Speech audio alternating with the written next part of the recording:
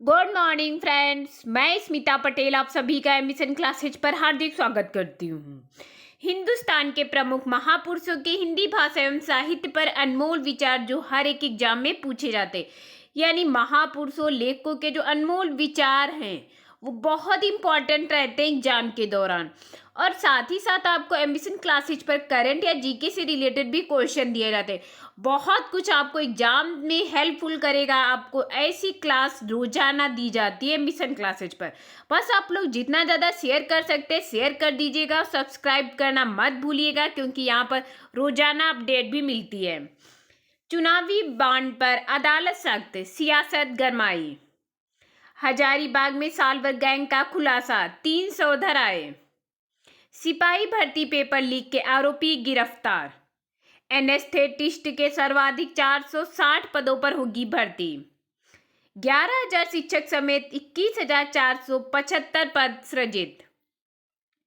300 candidate Hazaribagh से हिरासत में।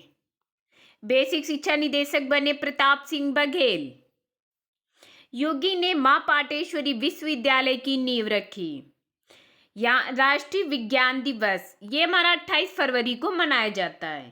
थीम इसकी है विकसित भारत के लिए भारतीय स्वदेशी प्रौद्योगिकी। राजस्थान विज्ञान महोत्सव, वेरी इंपॉर्टेंट क्वेश्चन आपको करंट को लेकर। आयोजन इसका 26 से 28 फरवरी 2024। स्थान है इलेक्ट्रॉनिक अभियांत्रिकी अनुसंधान संस्थान श्री जयपुर। वन पर्यावरण एवं विज्ञान प्रौद्योगिकी इसके राज्य मंत्री हैं संजय शर्मा द्वारा। यहाँ से हमारे हिंदुस्तान के प्रमुख महापुरुषों के हिंदी भाषा एवं साहित्य पर अनमोल विचार हैं। बहुत ही अति महत्वपूर्ण क्वेश्चन है। पहला है स्वभाषा प्रेम, स्वदेश प्रेम और स्वावलंबन आदि ऐसे गुण हैं जो प्रत्येक मनुष्य में होने चाहिए। ये रामजी लाल शर्मा जी का कथन है। हिंदी किसी के मिटाने से मिट नहीं सकती, चंद्रबली पांडे ने कहा है। खड़ी बोली का एक रूपांतर उर्दू है, बद्रीनाथ भट्ट जी ने कहा है। हमारी भारत भारती की शैशवावस्था का रूप ब्राह्मी व देववाड़ी है। उसकी किशोरावस्था वैदिक भाषा और संस्कृत उसकी यौवनावस्था की सुंदर मनोहर छटा है। ये बद्री नारायण चौधरी प्रेमधन ने कहा है। आर्यों की सबसे प्राचीन भाषा हिंदी ही है और इसमें तद्भव सभी भाषाओं से अधिक है। ये विम्स साहब जी का कथन है। भारत की उन्नति का पता मुद्रणालयों से भी ये लग सकता है, गंगा प्रसाद अग्निहोत्री जी का कथन है। जब तक मातृभाषा की उन्नति ना होगी तब तक संगीत की उन्नति नहीं हो सकती। ये विष्णु दिगंबर जी का कथन, ये बहुत इंपॉर्टेंट कथन है। जिस प्रकार बंगाल भाषा के द्वारा बंगाल में एकता का पौधा प्रफुल्लित हुआ है, उसी प्रकार हिंदी भाषा के साधारण भाषा होने से समस्त भारतवासियों में एकता तरु की कलियां अवश्य ही खिलेंगी। ये शारदा चरण मिश्र जी का है। भाषा को लेकर विदेशी लोगों का अनुकरण ना किया जाए, ये भीमसेन शर्मा, ये भी बहुत इंपॉर्टेंट है। ऐसे क्वेश्चन में टीजीटी पीजीटी के एग्जाम में काफी देखने को मिलते हैं। भारतवर्ष के लिए देवनागरी साधारण लिपि हो सकती है और हिंदी भाषा की सर्वसाधारण की भाषा होने के उपयुक्त है।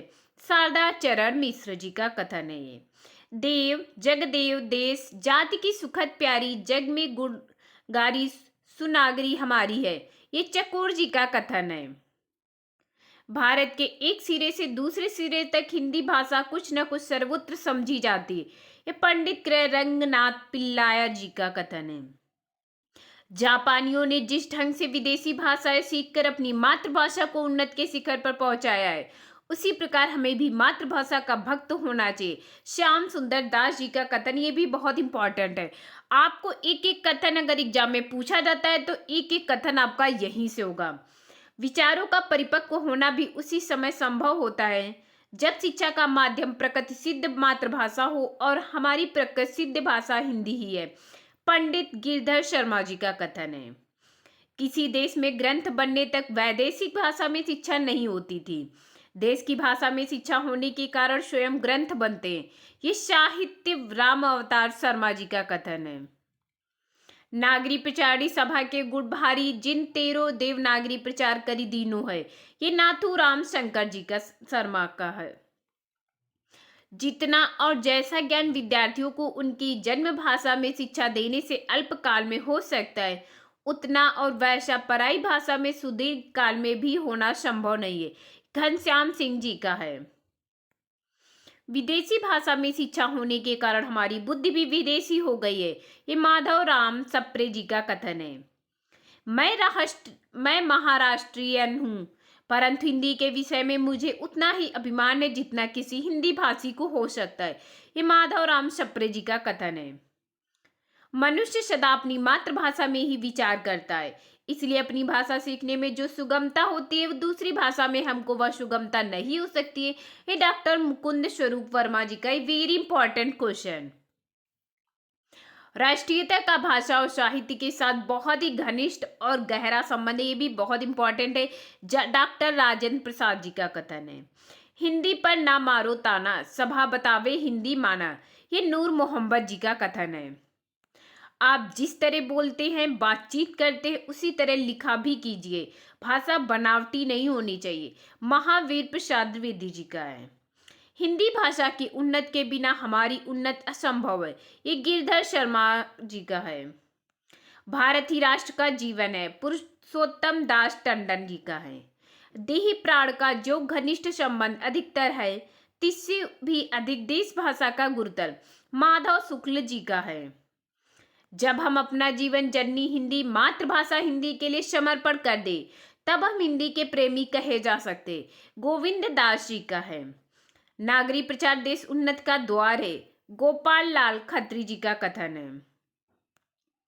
देश तथा जाति का उपकार उसके बालक तभी बन कर सकते हैं जब उन्हें उनकी भाषा द्वारा शिक्षा मिली हो, पंडित गिरधर शर्मा द्वारा है। राष्ट्रभाषा की साधना कोरी भावुकता नहीं है, जगन्नाथ प्रसाद मिश्र का है। बहुत इंपॉर्टेंट ये क्वेश्चन है। अंग्रेजी सीखकर जिन्होंने विशिष्टता प्राप्त की है, सर्वसाधारण के साथ उनके मत का मेल नहीं होता है। हमारे देश में सबसे बढ़कर भेद वही है, रविन्द्रनाथ ठाकुर जी का है। राष्ट्रभाषा की सेवा भगवान की पूजा है।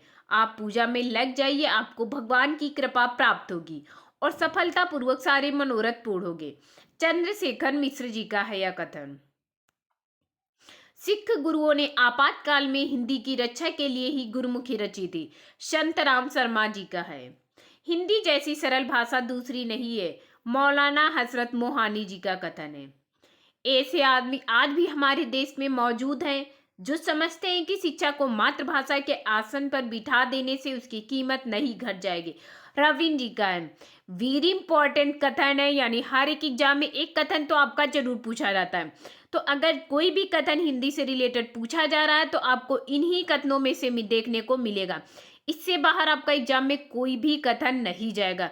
तो बस आप लोग जितना ज़्यादा शेयर कर सकते हैं शेयर कर दीजिएगा और लाइक जरूर कर दीजिएगा वीडियो को। Thank you class.